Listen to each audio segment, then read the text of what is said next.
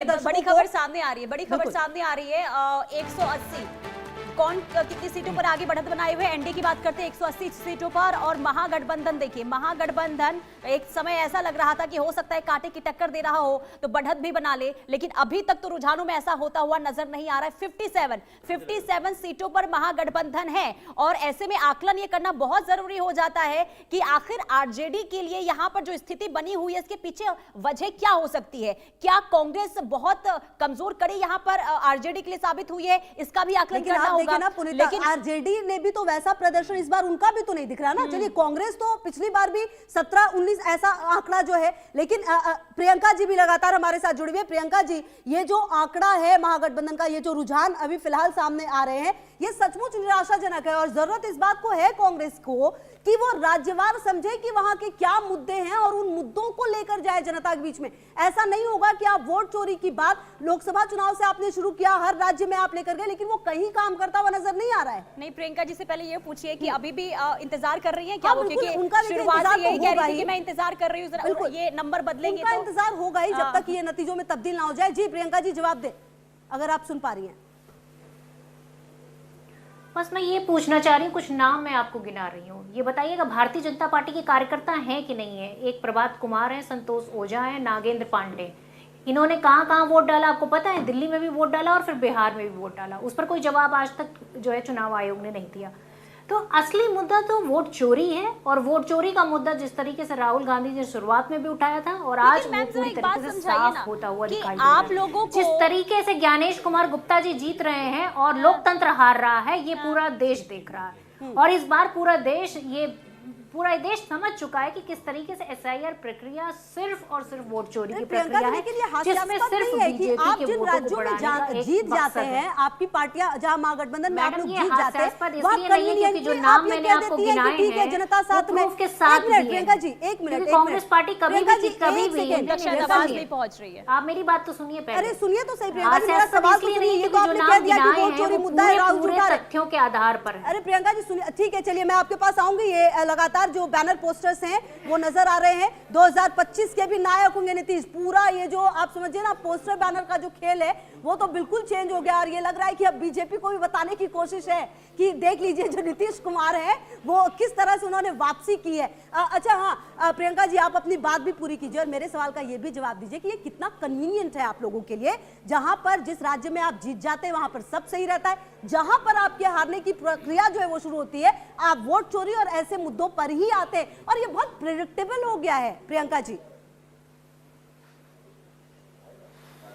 देखिए, कर्नाटक में हम जीते थे, उसके बावजूद भी हमने कर्नाटक की सीट को एक्सपोज किया था, इसलिए ये बात तो आप प्लीज मत करिए। पर दूसरी बात मैं ये जरूर कहना चाहूंगी कि जिस तरीके से, चाहे वो हरियाणा हो चाहे वो महाराष्ट्र हो, जिसमें तथ्यों के आधार पर सारी चीजें रखी गई।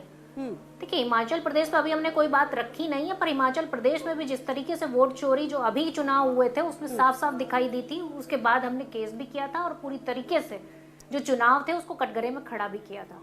तो जो भी तथ्यों के आधार पर बात की जाती है उसे मजाक में नहीं लेना चाहिए, क्योंकि आपके दर्शक उसको समझते हैं कि किस तरीके से आप एक तरफा बात करते हैं, इसलिए एक तरफा बात आपको लगता होगा प्रियंका जी कि हम एक तरफा बात करते हैं, लेकिन ऐसी बात है नहीं। ये आप अपने हिसाब से सोच लेती हैं। भी तो खुशबू सामने आ गए हैं ना। बिल्कुल, अब आंकड़े सामने आ रहे, तो ये तो आंकड़े अब आप जो है वो देख पा रही होंगी प्रियंका जी। बहरहाल राकेश जी, ये कितना आसान है कह देना कि आप अपने हिसाब से तथ्यों को घुमाते हैं ये वो, लेकिन ये भी आपको भी तो सोचना होगा कि राज्यवार आप मुद्दे उठाइए। आप सिर्फ एक चीज पर वोट चोरी कह कहकर सिर्फ नहीं हो पाएगा, उसके लिए आपको जनता को कन्विंस करना होगा। प्रियंका जी एक सेकंड, आती हूँ आपके पास। राकेश जी, बहुत अच्छी है क्या वहाँ पर?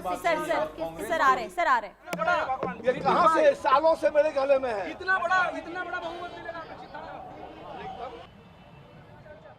ये जो है देखिए पूरा ये प्रधानमंत्री की तस्वीर है, प्रधानमंत्री की तस्वीर लॉकेट वगैरह लगा के, ये कलाकार हैं फूल सिंह इनका नाम है और ये कई बार ऐसे नजर आते हैं और कई बार इनको देखा गया इस तरीके से। जी ऐसा है खुशबू की पिछले विधानसभा के चुनाव के जब परिणाम आए थे तभी ये शख्स जो है इसी तरह से रथ लेकर पटाखे छोड़ना इनका बड़ा ये है। जब भी जो है जीत की ओर अग्रसर होते हैं लग जाते हैं अपने इनके साथ 50-60 कार्यकर्ता हैं और पूरे जोर से। लेकिन जिस तरह से जश्न की तैयारी और जश्न मनाया जा रहा है जेडीयू ऑफिस में, तो ये अपने आप दिखाता है। जहां तक बात है कि देखिए जिस तरह से आप 2/3 से ज्यादा जिसने देश को सब कुछ दिया, आज बिहार की जनता भी उसी के साथ है।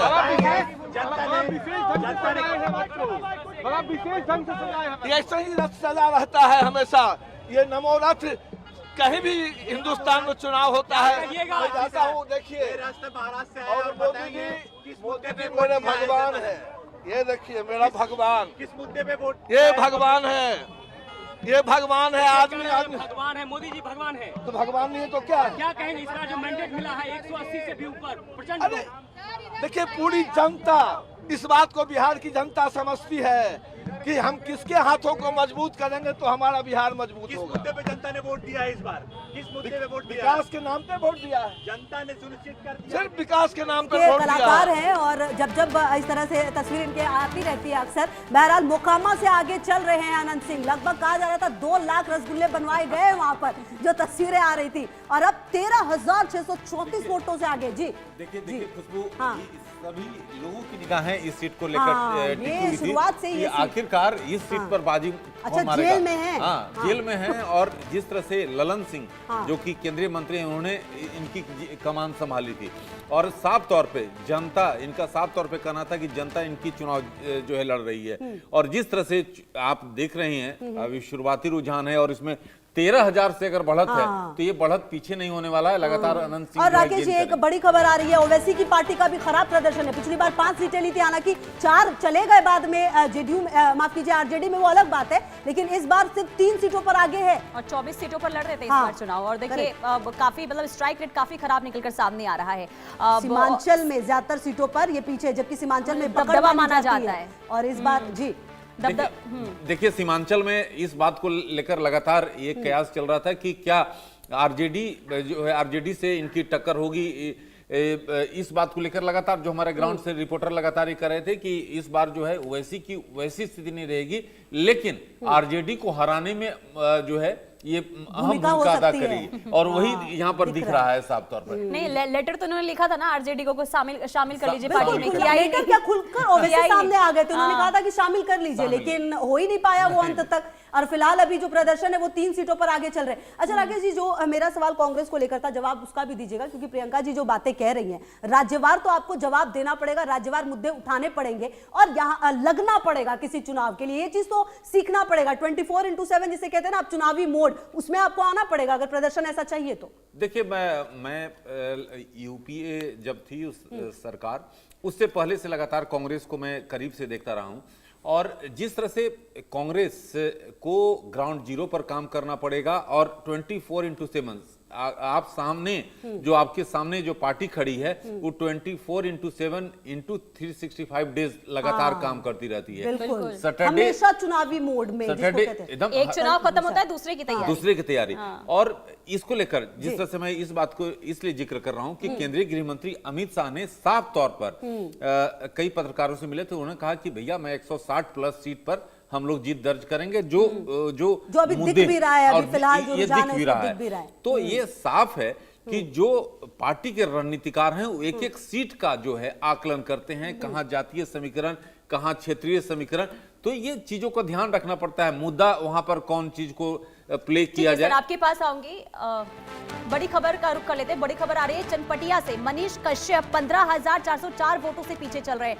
देखिए 15,404 वोट, ये आंकड़ा, नंबर जो अंतराल है बहुत बड़ा है। बेतिया से बीजेपी के रेणु देवी भी आगे चल रही हैं, लेकिन वो फासला जो 1,000 का ही है, ज्यादा है नहीं। छपरा से खेसारी लाल यादव 1,627 वोटों से पीछे चल रहे हैं। हालांकि देखिए कहा यह गया था कि खेसारी लाल, अब काफी इनको लेकर विवाद भी हुआ था, कई बयान भी सामने आ रहे थे और इसके बाद खेसारी लाल बिल्कुल कांग्रेस अध्यक्ष देखिए वो भी पीछे चल रहे हैं। यानी कि कुल मिलाकर कांग्रेस की अगर हम बात करते तो स्थिति कहीं ना कहीं यहाँ पर डामाडोल जरूर नजर आ रही है।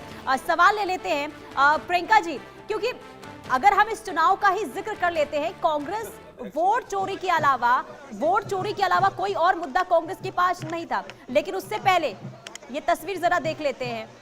ये तस्वीर जरा देख लेते हैं क्योंकि ढोल नगाड़ों की थाप पर यहाँ पर झूमते अब एनडीए के कार्यकर्ता, बीजेपी हो, जेडीयू हो, तमाम तरीके से जश्न में अब डूबे हुए नजर आ रहे हैं। आतिशबाजी भी शुरू हो चुकी है, यानी कि दिवाली, होली अब एक साथ मनाने की तैयारी, जैसा कि अमित शाह ने भी कहा था कि देखिए हम दो बार दिवाली मनाएंगे और ऐसा ही होता हुआ नजर आ रहा है। एक तरफ मिठाइयां, सुनीता देखिए ये प्रदर्शन ये बताता भी है कि जो जैसे कि राकेश जी हमें बता भी रहे हैं कि अमित शाह ने ये कहा था कि हम 160 प्लस, मतलब आप समझिए किस लेवल की तैयारी होगी, बूथ स्तर से लेकर कार्यकर्ताओं से लेकर हर चीज, एक एक आंकड़ा जो आंकड़ा है उसका आकलन किया गया होगा, तभी जाकर उन्होंने ये कहा होगा। और अब देखिए कि वो जो तब्दील है वो रिजल्ट हमें नजर भी आ रहा है। पुनीता खुशबू ये आपको देखना होगा कि जिस तरह से यहाँ पर बीजेपी तैयारी किस तरह से करती है, सभी मध्य प्रदेश, राजस्थान, छत्तीसगढ़, महाराष्ट्र, दिल्ली, सभी नेताओं को जो है लगाया गया, बिल्कुल जो एरिया में, तो एक पॉकेट में एक मतलब सर आप ये देखिए ना कि यूपी के सीएम योगी आदित्यनाथ से लेकर पूरी कैबिनेट यहाँ पर थी। केशव प्रसाद मौर्य को वहां सब प्रभारी बनाया गया, तो आप समझिए। और साथ ही साथ उत्तर प्रदेश के अधिकतर नेता जो है बिहार में कैंप कर रहे थे, आरएसएस ग्राउंड पर एक साल पहले से काम कर रही थी। इस बात को आपको कांग्रेस को समझना होगा, महागठबंधन को समझना होगा कि आपके सामने जो पार्टी है 24/7 ये बात प्रियंका जी से भी सवाल ले लेते सर, ये जो आप कह रहे हैं प्रियंका जी, आप एक इस सवाल का जवाब दीजिए कि सामने जो आपके पार्टी खड़ी है वो 24/7 लगती है, लेकिन आपके नेता जो हैं जब चुनाव की घोषणा होती है उसके बाद मैदान में आते हैं। आप जो है कभी आप चुनाव आयोग पर आरोप लगाती हैं, कभी किसी चीज पर आरोप लगाती हैं, लेकिन आपको नहीं लगता है कि आपको ग्राउंड जीरो पर और तरीके से काम करना होगा? कि उत्तर प्रदेश के नेता बहुत बड़ा फुटेज लेके जाएंगे बिहार में। आपको लगता है कि जो अयोध्या हार गए थे वो यहाँ उत्तर प्रदेश से आके बिहार में लोगों को समझा पाएंगे? तो अखिलेश यादव के बारे में क्या कहेंगी? वो भी तो यूपी में थे, जबकि उन्होंने तो एक भी उम्मीदवार नहीं उतारा है। प्रियंका जी, महागठबंधन के लिए तो अखिलेश यादव भी आए थे ना। आप रोल मॉडल उत्तर प्रदेश को तो बना ही नहीं पाए। उत्तर प्रदेश की बात क्या कर रहे हैं? मैं उत्तर प्रदेश से आती हूँ। उत्तर प्रदेश के हालात जो है कि आप विकास का कोई एक काम गिना दीजिए। 7 एयरपोर्ट खोले गए थे, 7 के 7 बंद कर दिए गए। इसी सरकार ने उद्घाटन किया, इसी सरकार ने ताला लगाया। अब बताइए उत्तर प्रदेश में कौन सी दूरदर्शिता दिख रही है आपको? नहीं, कौन सा विकास का मॉडल उत्तर प्रदेश में क्यों आखिर सफल क्यों नहीं हुआ है बिहार में? ये सिर्फ चुनाव आयोग का जो मॉडल है वो पेश किया गया है, जो ब्राजील की मॉडल का मॉडल था वो पेश किया गया है, और इसको पूरा देश अच्छी तरीके से जनता के बीच तो पहुंचा नहीं। ये जो परिणाम है ये पूरी तरीके से वो मॉडल तो आप देखिए पहुंचा नहीं। अब चलिए वो छोड़ दीजिए, अब चोरी के अलावा, वोट चोरी के अलावा कोई और मुद्दा कांग्रेस के पास है जिसको लेकर जनता के बीच में आपने इस चुनाव में आप नजर आए? वो एसआईआर के माध्यम से पूरे देश अब सुनी नहीं रही है प्रियंका जी। प्रियंका जी, कहीं ना कहीं देखिए जरूरत तो इस बात की है, और ये बात आपको एक्सेप्ट करनी पड़ेगी कि सामने वाली पार्टी जिस मोड में है ना, चुनावी मोड में वो रहती है, जो आकलन उनका रहता है वो सीखने वाली चीज है। वो आप एक्सेप्ट करे ना करे, क्योंकि जनता जिस तरीके से साथ आई है आपके मुद्दे उन तक नहीं पहुंचे। प्रियंका जी, जो पेपर लीक थे उन सारे मुद्दों पर तो भागती नजर आई है पार्टियां। प्रियंका जी, जीत के समय तो एक सहरा ऐसे बन रहे हैं, जनता तक नहीं पहुंचे। रिजल्ट बता रहा है तो ये रोजगार के लिए 3 करोड़ लोग बाहर क्यों जाते? चलिए ठीक है प्रियंका जी, रिजल्ट क्यों आ रहे हैं मैडम? मैं तो आपको बार-बार बता रही हूं। इलेक्शन कमीशन ने सभी 243 सीटों के जो रुझान है वो कर दिए सामने, और अब देखिए क्या है फाइनली। 85 पर बीजेपी, 75 पर जेडीयू आगे है, मतलब बीजेपी आगे लीड कर रही है फिलहाल। तो देखिए ये जो चुनाव आयोग है उनकी तरफ से भी ये सामने आ चुका है, जहां पर 41 सीटों पर अन्य आगे है, और कहीं ना कहीं जो महागठबंधन है उसकी अगर आप बात करें तो यहां पर देखना होगा रुझानों में बीजेपी सबसे बड़ी पार्टी बनती हुई नजर आ रही है। और आलोक जी, रुझानों में सबसे बड़ी पार्टी बीजेपी बनती हुई नजर आ रही है। 243 सीटों के रुझान हो गए, लेकिन कहीं ना कहीं सर ये दिक्कत है ना, बतौर विपक्ष अगर ये एक्सेप्टेंस ही नहीं होगी कि ये प्रॉब्लम है तो उस पर फिर काम कैसे किया जाएगा? असली चुनौती यही है कि वो काम करें। जैसे कहा गया ना कि पन्ना प्रमुख जो काम गुजरात में किया गया, प्रधानमंत्री नरेंद्र मोदी और अमित शाह ने पहले से, उन्होंने क्या काम करते हैं कि साहब इस बार भी उन्होंने जितने चुनाव जीते हैं उसके पीछे रहता है कि भाई राकेश जी आपको पूरे साल काम करना है।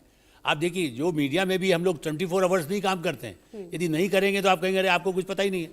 एक तरह से उसी तरह से 365 दिन आपको काम करना होगा। ये काम जो अभी आपने सवाल अच्छा उठाया, और इसलिए मुझे लगता है कि ये जो जीत है इसमें ठीक है, और दोनों को बराबर भी सीटें दी गई, 102, 101, 101। तो ये नहीं किया कि नहीं मुझे ज्यादा रहूंगा। आप दूसरों को स्पेस देंगे, जैसे आप आपकी बात कहें, आप दूसरे कोई विपक्ष ने बात काफी कहें। मजाक भी बनाया था इस चीज का। जी, बड़े बिल्कुल भाई है। अभी भी बनाते हैं, इनफैक्ट अभी भी बड़े भाई छोटे भाई की, लेकिन यहाँ यही तक तो बोल दिया गया दिक्कत था कि है। नीतीश कुमार बीमार हो गए हैं, उसका असर भी नजर नहीं आया। देखिए, हाँ, चंद्रबाबू ये- नायडू को- ये चंद्रबाबू आलोक नायडू सर, को एक कितना पॉइंट महत्व दिया। है कि विपक्ष ने लाख कोशिश की, तेजस्वी यादव ने लाख तस्वीरें डाली नीतीश कुमार को लेकर, कई सारे सवाल उठाए, लेकिन उन सवालों का जवाब भी जनता ने दे दिया है कि नहीं, नीतीश कुमार पर ही भरोसा है। देखिए, मेरा ये कहना है कि जो सड़क बनी, हाँ। मैंने आपको जो कहा ना, हम भी जब पहले जाते थे 5 घंटा लगता था, वहाँ यदि 1.5 घंटे में पहुंचे तो हम भी बाहर से भी जाएंगे तो कहेंगे अब गई सड़क तो बन गई है। तो जनता, जिसको गाँव को जनता है, यदि शौचालय बन गया, हो सकता है उसमें 20% कमी हो, हम और आप वो दावे को गलत मान सकते हैं कि दावा ज़्यादा है। इन चीज़ों का फायदा नीतीश को मिला, और तेजस्वी और ये लोग खाली, अरे चरवाहा स्कूल तक आज तक नहीं चला ना। चरवाहा तो लालू यादव जब आए थे तब उन्होंने शुरू कहा था कि चरवाहा चलाएंगे, तो अपने जाति के लोगों के लिए भी काम, इसलिए क्यों लोग हार रहे हैं। और ये जो मैं आपसे से कहूंगा खुशबू जी, जाति प्लस काम, ये फार्मूला चलता है। अब वो जमाना चला गया जब आपने कहा कि पूरा एक पंचायत ने कह दिया वोट डालेंगे। ये बात जो हम कह भी रहे थे ऐसा। दोनों लोग यादव खड़े होते हैं, दोनों कुर्मी खड़े होते हैं, दोनों ब्राह्मण खड़े होते हैं, जीतता कौन है? सर राकेश जी, सर एक सवाल ये भी है कि हर बार ये हुआ है कि जब जब वोटिंग परसेंट मतलब सत्ता बदली है, लेकिन इस बार ये भी बिल्कुल अलग होने जा रहा है इस बार सर। देखिए, इतिहास रचने जा रहा है। हाँ, 10% ज्यादा लगभग। हाँ, और 10%, और जिस तरह से आपने देखा कि लगातार हम लोग इस बात को जिक्र कर रहे थे कि महिलाएं आखिरकार इतनी जो लंबी लंबी कतारें हैं, यूथ जो हैं आखिरकार किस तरह से गए, तो ये दोनों जो है, जो हमारे पास जो हम लोग ग्राउंड जीरो से कर रहे थे, ओबीसी, ईबीसी, महिलाएं, यूथ, एक तरफा जो है वोटिंग किया है। जिस तरह से ये रुझान, अब रुझान देखिए 12 बजने जा रहा है, तो अब जो है ये सीटों में तब्दील होगी, तो अब ज्यादा कोई बदलाव नहीं होने वाला है। हो सकता है 10-20 सीट हो, लेकिन ये साफ तौर पर जो अभी शुरुआत रुझान है वो अब सीटों के परिणाम में तब्दील होने की बात। राकेश जी, आप नहीं सहमत होंगे कि जो लखपति दीदी का फार्मूला है, खुशबू जी कभी आप जाइएगा यहाँ जो मेला लगता है, चाहे नोएडा में या दिल्ली में इंडिया गेट के पास भी, उसमें जो लखपति दीदी आई, मैं गया हूँ, लोगों को देखा है, वो आप सोचिए, वो मधुबनी की जो पेंटिंग, मधुबनी का जो चादर है, मधुबनी का कपड़ा है, आप इस तरह के गाँव में सिद्दीकी जी भी हमारे साथ जुड़ गए। सर मैं आती हूँ आपके पास। साहिल सिद्दीकी जी, ये जो पूरा सर आप देख पा रहे हैं ये जो रुझान, अब क्योंकि 12 बज गया, और जैसा कि हमारे साथ जितने वरिष्ठ पत्रकार हैं हमारे साथ, उनका भी ये कहना है कि हो सकता है कि रुझानों में थोड़े बहुत डिफरेंसेस हो जाए, बहुत ज्यादा पलट नहीं जाएगा। सर ये रुझान क्या बताते हैं, क्या इशारा कर रहे हैं, बिहार किस तरफ जाता हुआ नजर आ रहा है? सर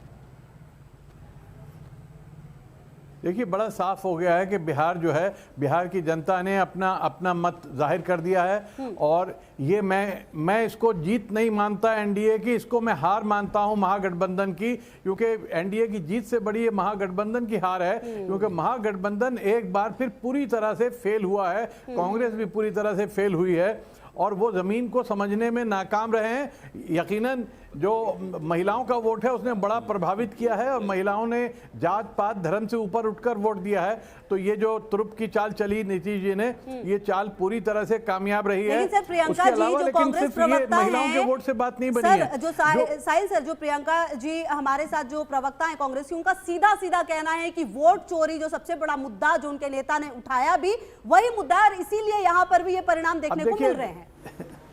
सर नहीं, वो वोट देखिए, वोट चोरी की जो बात है, थोड़ा बहुत रिजल्ट आने के बाद हम लेकिन तथ्यों बड़े के आधार पर पैमाने उसे पर प्रूफ नहीं भी इसका कर मैं देंगे। मानता हूँ मैडम, जमीन थोड़ा के इंतजार कर ऊपर। लीजिए। और प्रवक्ता का काम तो डिफेंड करना है हर हाल में, हार भी जाए तो भी डिफेंड करना है, तो प्रवक्ता के साथ मेरी सहानुभूति है।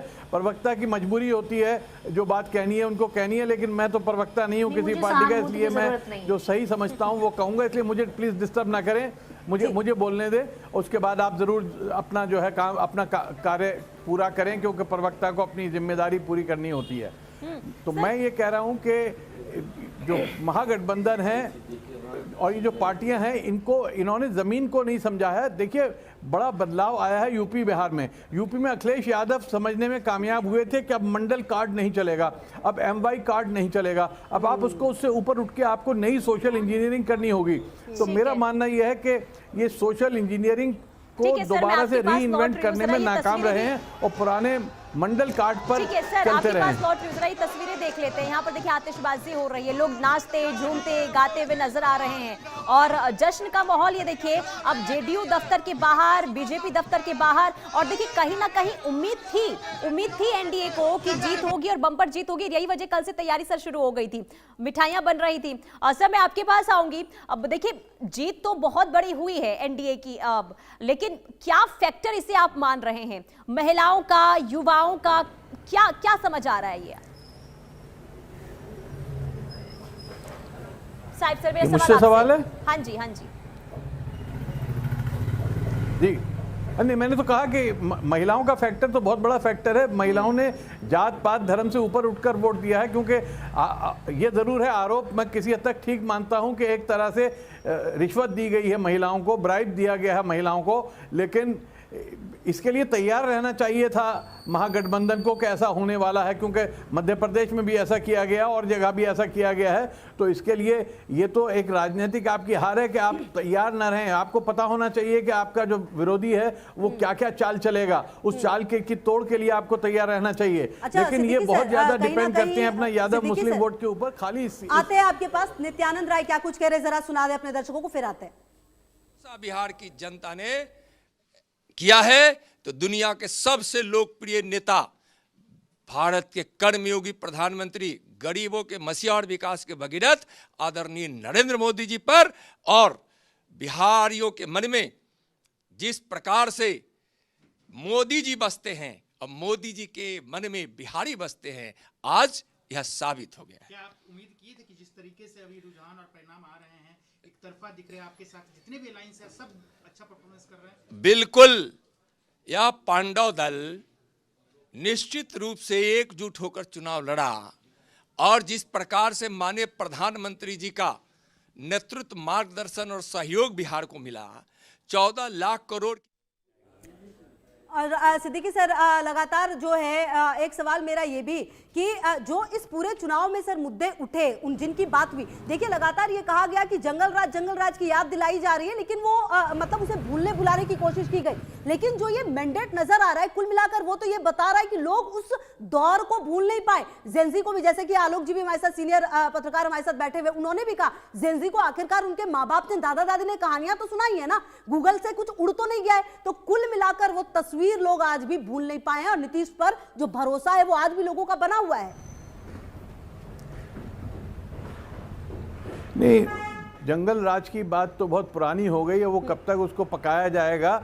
लेकिन ये एक सच्चाई है कि जो मैंने शुरू में कहा था कि आरजेडी अपनी इमेज बदलने में नाकाम रही है। हाँ। उसकी जो इमेज बनी हुई है कि वो उसमें गुंडे हैं, उसमें महाबली हैं, ये ऐसे लोग हैं, तो उसको इमेज को बदलना पड़ता है। जैसा मैंने यूपी में देखा कि अखिलेश यादव जी बदलने में कामयाब हुए, और आपने देखा कि लोकसभा इलेक्शन में उन्हें पहले से कहीं ज़्यादा जो है कामयाबी मिली थी।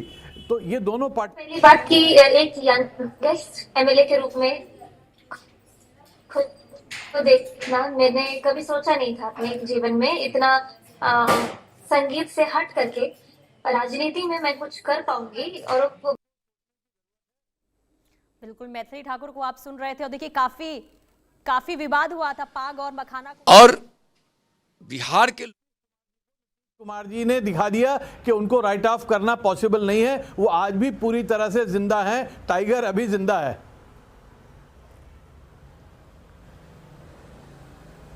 लेकिन अब सर जरा ये बताइए, क्या ये नीतीश कुमार का मैजिक था या फिर मोदी मैजिक? नहीं, देखिए किसी एक का मैजिक ऐसा तो है नहीं कि अलग अलग हो जाए, वो सेपरेट तो होता नहीं है। ओवरऑल उनकी प्लानिंग बहुत अच्छी है। मैं तो इसको जो है अमित शाह जी का मैजिक बताता हूं कि अमित शाह जी जहां पे भी इलेक्शन को संभालते हैं तो उनकी प्लानिंग, उनकी ग्राउंड लेवल जो पूरी तैयारी होती है वो बहुत ज़बरदस्त होती है और बहुत माइन्यूट होती है, जिसको कहते हैं डेविल लाइज इन डिटेल। तो डिटेल में जाते हैं और डिटेल में जाके प्लानिंग करते हैं बहुत नीचे के लेवल पे। हम ये बात भी कर रहे थे कि चुनाव लड़ना बीजेपी से समझना पड़ेगा कि बिहार में खुद आते हैं अमित शाह, यहाँ पर रहते हैं, पूरी जो ग्राउंड लेवल का जो कार्यकर्ता होता है वहां से लेकर जो मुख्यमंत्री नीतीश कुमार से मिलने तक का एक एक चीज डिसाइड होती है, उसके बाद शायद इस तरह का परिणाम आता है। आपको वो ग्राउंड लेवल पर काम करना पड़ता है, एक एक चीज समझनी होती है, सीटों का समीकरण, यही समझा गया है शायद इस चुनाव में। जी जी बिल्कुल बात साफ है, क्योंकि एक के बाद एक चुनाव में आपने देखा कि अमित शाह जी ने किस तरह से चुनाव को संभाला है। मैं सहमत नहीं उनके कार्यशैली से, लेकिन मैं उसको भी नकार नहीं सकता कि वो कामयाबी दिलाते हैं। मेरी एक बार उनसे बात हो रही थी अमित शाह जी से, तो उन्होंने ये कहा कि इलेक्शन जो है वो सिर्फ इस पे नहीं जीता जाता, नैरेटिव बना के जीता जाता है, एटीट्यूड पे जीता जाता है, सिर्फ काम पे नहीं जीता जाता। तो सिर्फ नीतीश कुमार का काम नहीं है, नीतीश कुमार का कोई इतना बढ़िया काम नहीं है, बिहार की हालत कोई बहुत ज़्यादा सुधरी नहीं है। अगर आप दूसरे राज्यों से मुकाबला करें तो पिछले 20 साल में दूसरे राज्य बहुत आगे बढ़ गए हैं, जबकि बिहार बहुत पिछड़ा रह गया है। तो बिहार की बड़ा बदनसीबी है बिहार की कि बिहार में जो परिवर्तन आना चाहिए था नहीं आया, और अभी भी मुझे आता नहीं दिख रहा। ये गठबंधन कितनी भी सीटें ले ये एनडीए कितनी भी सीटें ले आए, लेकिन उससे बिहार में परिवर्तन नहीं आएगा, रोजगार नहीं आएगा, इंडस्ट्री नहीं आएगी, बदलाव नहीं आएगा, ये मुझे नजर आ रहा है। तो उस बदलाव के लिए अब क्या करना होगा, क्योंकि मुझे नीतीश कुमार जी जीत जरूर जाएंगे, लेकिन नीतीश कुमार जी को अंदाजा करना होगा, उनकी उम्र हो गई है और अब वो नए सिरे से बिहार को उस तरह से आगे नहीं ले जा सकते जिसकी बिहार को जरूरत है। और जो युवा लीडरशिप है तेजस्वी की, वो एक तरह से फेल हुई है। वो सिर्फ अपने बाप की कमाई पे आगे बढ़ना चाहते हैं, तो बाप की कमाई से आगे नहीं बढ़ सकते आप। इसमें इन्हें अखिलेश यादव से सबक सीखना होगा कि वो बाप की कमाई से नहीं, उन्होंने खुद अपनी कमाई